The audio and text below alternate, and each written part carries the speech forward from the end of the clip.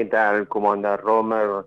Buen día a toda su audiencia y disculpen, pero hemos tenido una mañana bastante movida con otros casos, pero desde las 6 de la mañana he comunicado con la familia eh, por las vicisitudes propias de la entrega del cuerpo de Julieta.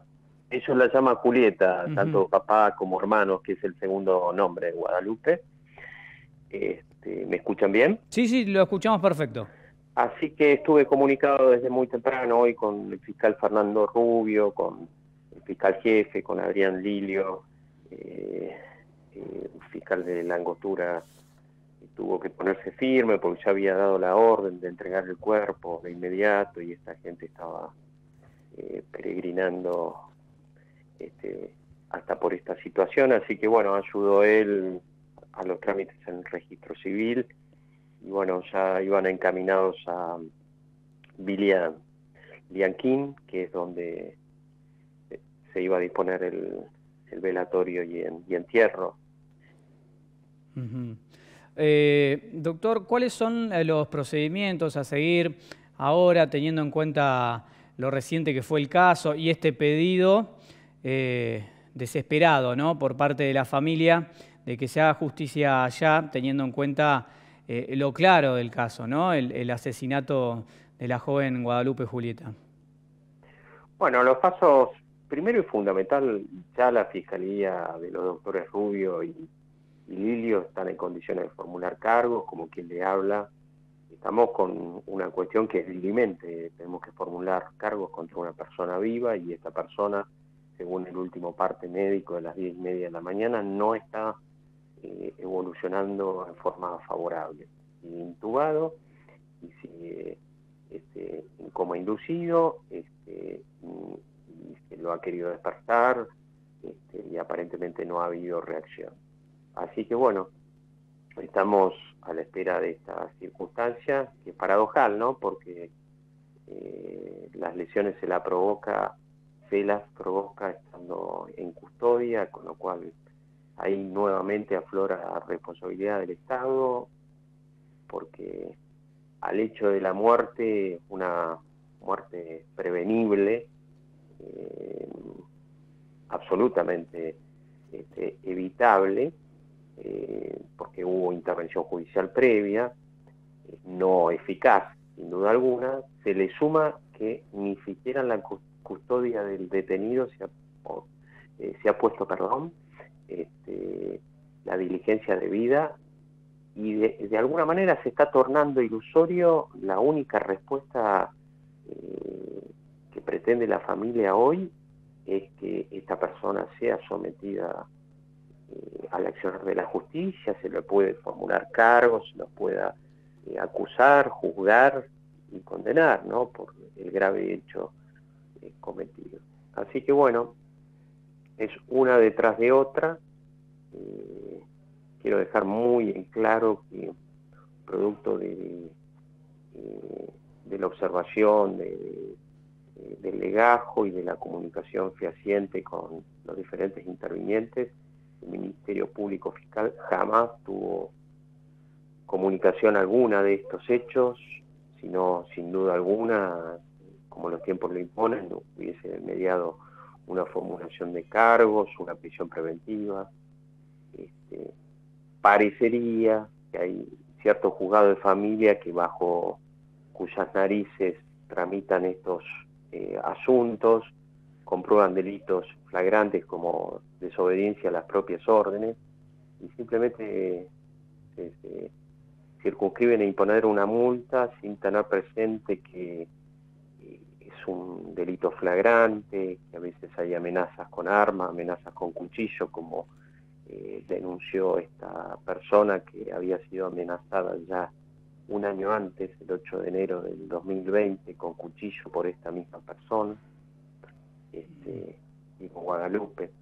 Con lo cual, sinceramente, tiene que haber un llamado a la reflexión, no a cambiar las leyes, sino a adjudicar de otra manera los recursos, pero fundamentalmente tiene que haber un compromiso empleados, funcionarios y magistrados, y fundamentalmente de los funcionarios y los magistrados, en, repito, tener compromiso. O sea, si ocurre frente a una defensoría, frente a un juzgado multifuero, como este caso, de familia, frente a la policía, diferentes organismos judiciales, una persona con semejante situación, que no sea un trámite más.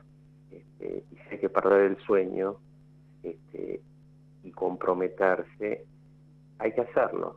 Con lo cual yo creo que la Angostura es una comunidad bien chica, absolutamente manejable. Esto se podría haber evitado, y sinceramente los que creen que cumplen con su función judicial imponiendo rondines, prohibiciones de acercamiento y una multa y se van tranquilos a la casa, realmente no honran sus cargos vitalicios de funcionarios y magistrados.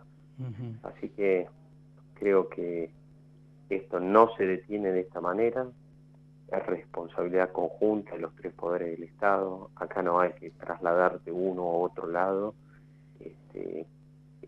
Son los tres poderes del Estado los que tienen que diseñar y ejecutar una política en este sentido, y el Poder Judicial, por lo menos en lo relativo a violencia contra la mujer, violencia intrafamiliar, tiene herramientas eficaces, simplemente tiene que cambiar el modo de sus prácticas, ¿no? Y lo digo desde un buen lugar y desde un conocimiento pleno de esta cuestión.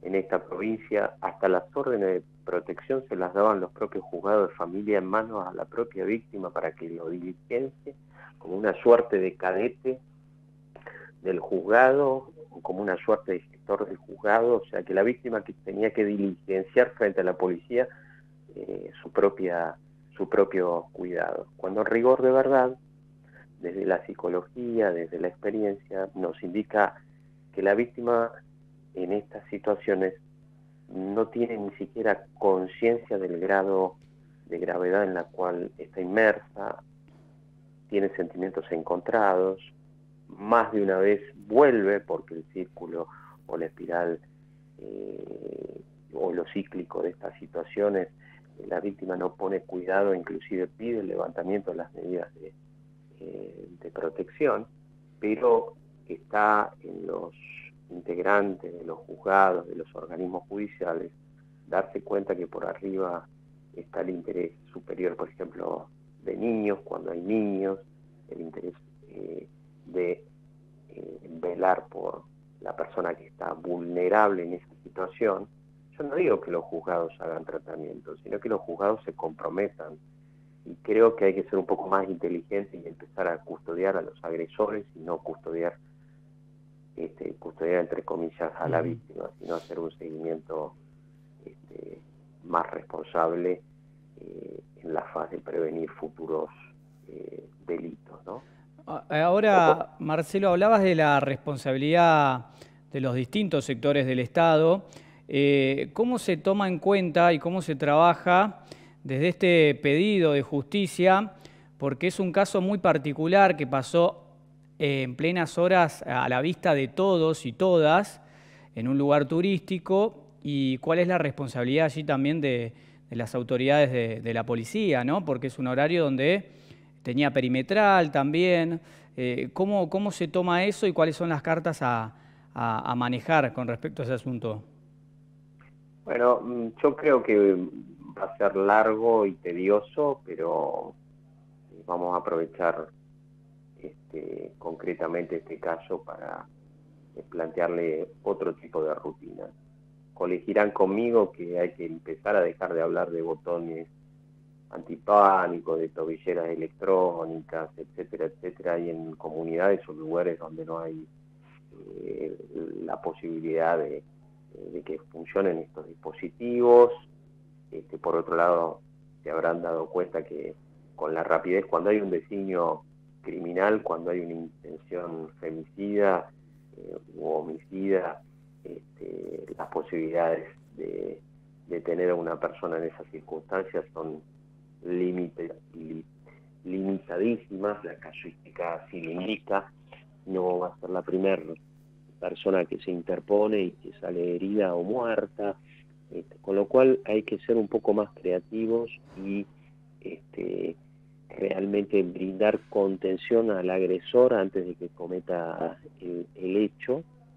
Tienen que haber espacios de contención, grupos de varones, o sea, creo que hay que invertir más en psicólogos sociales, asistentes sociales, en los hospitales públicos, y obligar a estas personas a someterse a tratamiento.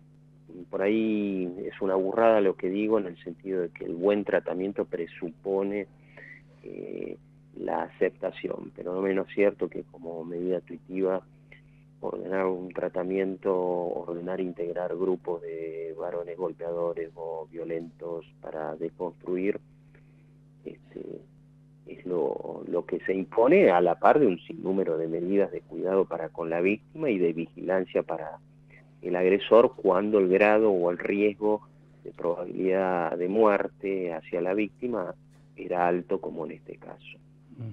Por la repitencia, por el modo, por un sinnúmero de baremos y por un mismo patrón de conducta que esta persona mantuvo por lo menos en los últimos 12 meses anteriores a la comisión del hecho.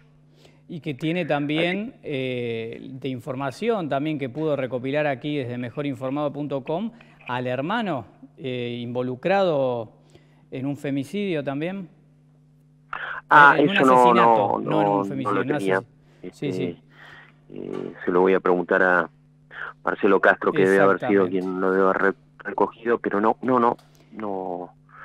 sabía. Pero no nos debe llamar la atención, porque son formas de aprendizaje, formas de resolver los problemas en la cotidianeidad. O sea, es un patrón sociocultural que atraviesa todas las clases sociales y todos los grados de instrucción, con lo cual lo que es una pena es que en una comunidad tan chica, que destina tan buenos sueldos para el funcionamiento de la justicia, porque en rigor de verdad los sueldos de la justicia del interior son altísimos y prácticamente, me animaría a decir, de los más altos de los poderes judiciales de la Argentina, ¿no? Con excepción del Foro Federal, que también sigue con sueldos disparatados y disociados de la realidad del resto de los trabajadores de la administración pública, ¿no? Entonces digo, qué pena, ¿no? Tener ese lugar de privilegio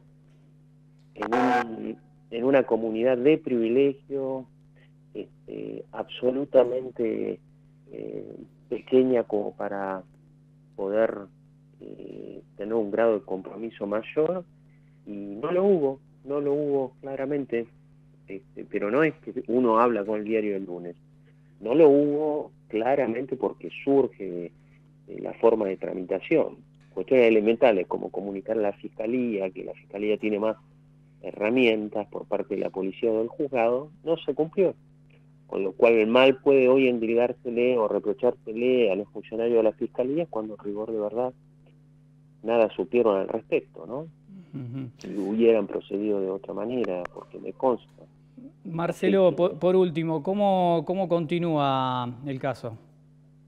Bueno, continúa, le repito, aguardando la expectativa de evolución del imputado, porque tanto Rubio, Pililio, o sea, la Fiscalía, como quien les habla, con lo que se tiene ya, tenemos suficiente como para formularle cargos y pedir la prisión preventiva de este sujeto. Así que bueno, estamos sujetos, valga la redundancia, a la evolución médica favorable de esta persona. Perfecto, estamos hablando con Marcelo Henriksen Velasco, abogado de la familia de Guadalupe Julieta Curval, la joven de 21 años asesinada el pasado martes por la noche en Villa Langostura. Gracias, Marcelo, por estar con nosotros.